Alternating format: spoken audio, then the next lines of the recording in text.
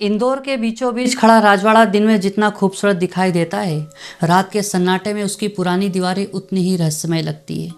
लेकिन अगर आपको कोई कहे कि आधी रात के बाद राजवाड़ा के पुराने हिस्से में आज भी किसी के चलने की आवाज़ सुनाई देती है, तो क्या आप उस आवाज़ का पीछा करने की हिम्मत करेंगे? कहते हैं कि रात के सन्नाटे में जब पूरा इलाका शांत हो जाता है, तब पुराने महल की तरफ से कभी कभी ऐसी आहट सुनाई देती है जैसे कोई व्यक्ति धीरे धीरे लकड़ी के फर्श पर चल रहा हो। एक कदम, फिर दूसरा कदम, और जैसे ही आप उस आवाज़ की तरफ बढ़ते हैं, अचानक सब कुछ शांत हो जाता है। अब सवाल यह है कि आखिर वह आहट किसकी है? क्या यह सिर्फ पुराने महल की लकड़ी और हवा की आवाज़ है, या फिर उन सैकड़ों साल पुरानी दीवारों में आज भी कोई ऐसी कहानी कैद है जिसे रात के सन्नाटे में महसूस किया जा सकता है? राजवाड़ा कोई साधारण इमारत नहीं है। इसका निर्माण होलकरों ने लगभग 2 शताब्दी पहले कराया था और इसकी शुरुआत 1747 के आसपास हुई थी। यह 7 मंजिला ऐतिहासिक संरचना थी जिसमें पत्थर और लकड़ी दोनों का इस्तेमाल किया गया था। इसके भीतर आंगन, गलियारे, खिड़कियां, बालकनियां और पुराने कमरे हुआ करते थे। यानी उस दौर में यह सिर्फ एक महल नहीं था, बल्कि सत्ता, राजकीय गतिविधियों और शाही जीवन का एक महत्वपूर्ण केंद्र था। आज भी जब कोई व्यक्ति इसके पुराने स्थापत्य को देखता है तो उसके मन में यह सवाल जरूर आता है कि इन दीवारों ने आखिर कितनी पीढ़ियों को आते जाते देखा होगा। लेकिन राजवाड़ा के इतिहास में सिर्फ शाही वैभव नहीं था, आग और तबाही की घटनाएं भी इस महल से जुड़ी रही। ऐतिहासिक विवरणों के अनुसार राजवाड़ों को उसके इतिहास में कई बार आग का सामना करना पड़ा। लकड़ी के ऊपरी हिस्से होने के कारण आग का खतरा हमेशा ज़्यादा था। 1984 की आग ने महल के पिछले हिस्से को भारी नुकसान पहुंचाया। उसके बाद इस पुराने हिस्से के पुनर्निर्माण का काम किया गया। यही वजह है कि राजवाड़ा की दीवारों को देखते समय सिर्फ उसकी सुंदरता ही नहीं, बल्कि उसके भीतर छिपा हुआ एक दर्दनाक इतिहास भी महसूस होता है। अब कहानी शुरू होती है एक ऐसे युवक से जिसका नाम अमित है। अमित इंदौर का रहने वाला था और उसे पुराने ऐतिहासिक स्थानों की तस्वीरें लेने का बहुत शौक था। एक रात उसे किसी काम से राजवाड़े के आसपास से गुजरना पड़ा। रात काफ़ी हो चुकी थी, बाजार की ज़्यादातर दुकानें बंद थी और दिन भर लोगों की भीड़ से भरा रहने वाला इलाका धीरे धीरे शांत हो चुका था। अमित ने राजवाड़ा की तरफ देखा तो उसे लगा कि इतनी रात में इस ऐतिहासिक इमारत की एक तस्वीर जरूर लेनी चाहिए। उसने मोबाइल निकाला और सामने से राजवाड़ा की तस्वीर लेने लगा। पहली तस्वीर बिल्कुल सामान्य थी, दूसरी तस्वीर में भी कुछ खास नहीं था, लेकिन तीसरी तस्वीर लेते समय उसे ऐसा लगा कि जैसे महल के अंदर किसी खिड़की के पास हल्की सी परछाई हिली हो। अमित ने मोबाइल की स्क्रीन पर दोबारा देखा तो उसे कुछ भी नहीं दिखा।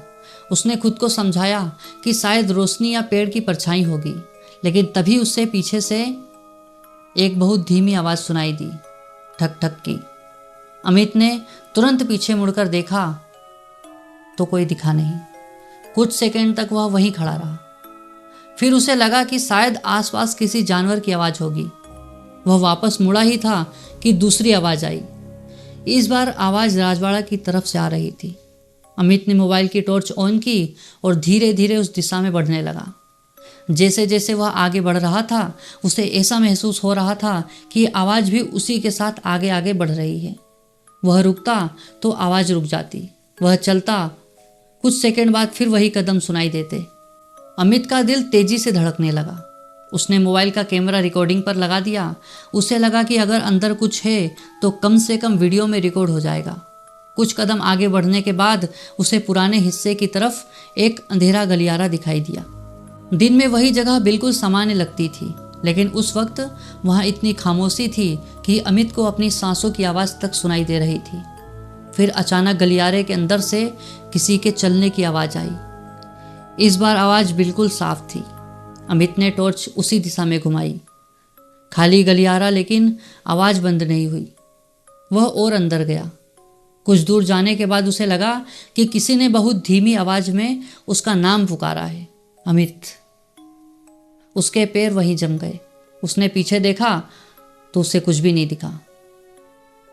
फिर सामने देखा, वहाँ भी कोई नहीं।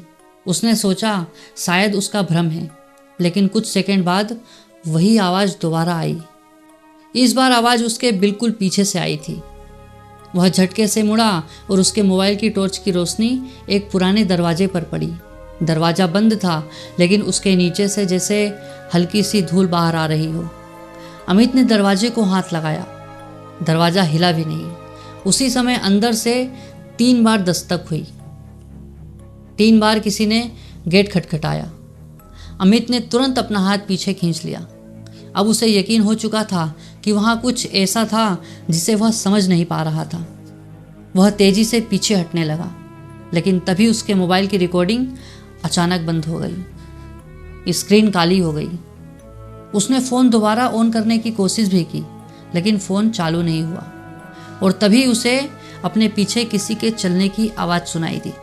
इस बार आवाज़ उसके बहुत करीब थी। अमित ने दौड़ना शुरू कर दिया। पीछे से आती आहट भी तेज होती गई। उसे ऐसा लग रहा था जैसे कोई उसके पीछे दौड़ रहा हो। लेकिन जब वह मुख्य रास्ते के पास पहुंचा और अचानक पीछे मुड़ा, तो पीछे उसे कोई भी नहीं दिखा। सिर्फ अंधेरा था और दूर खड़ा राजवाड़ा। अमित उस रात वहां से चला गया। अगले दिन उसने अपने मोबाइल को देखा तो फ़ोन बिल्कुल ठीक काम कर रहा था, लेकिन उसकी पिछली रात की रिकॉर्डिंग पूरी तरह गायब थी। सिर्फ एक छोटी सी ऑडियो फाइल बची थी। अमित ने जब उसे चलाया तो शुरुआत में कुछ सेकंड तक सिर्फ हवा की आवाज़ थी। फिर कदमों की आवाज़ आई। आखिर में एक बहुत धीमी आवाज़ सुनाई दी, राजवाड़ा कभी मत जाना अमित। अमित ने उसके बाद कभी रात में राजवाड़ा जाने की कोशिश नहीं की। लेकिन इस कहानी का सबसे डरावना हिस्सा यही है कि राजवाड़ा के इतिहास में आग और तबाही की घटनाएं वास्तव में दर्ज हैं। 1984 में भी महल के बड़े हिस्से को भारी नुकसान हुआ था और बाद में पुराने स्वरूप के आधार पर पुनर्निर्माण का कार्य किया गया। आज जो राजवाड़ा दिखाई देता है वह इतिहास और पुनर्निर्माण दोनों की कहानी अपने भीतर समेटे हुए है। तो अगली बार जब आप इंदौर के राजवाड़ा के सामने खड़े हों और दिन की भीड़ में उस विशाल दरवाजे को देखें, तो एक पल के लिए सोचिएगा कि कितने लोग इन दरवाज़ों से सदियों पहले अंदर गए होंगे और कितने लोग वापस लौटे होंगे, और कितनी आवाज़ें ऐसी होंगी जिनका इतिहास में कोई रिकॉर्ड नहीं बचा। क्योंकि हो सकता है कि आधी रात को सुनाई देने वाली वह आवाज़ सिर्फ हवा और पुरानी इमारत की आवाज़ हो।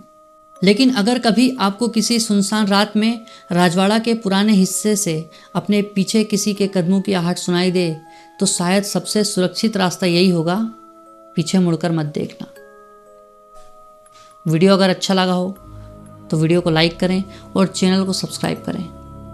धन्यवाद।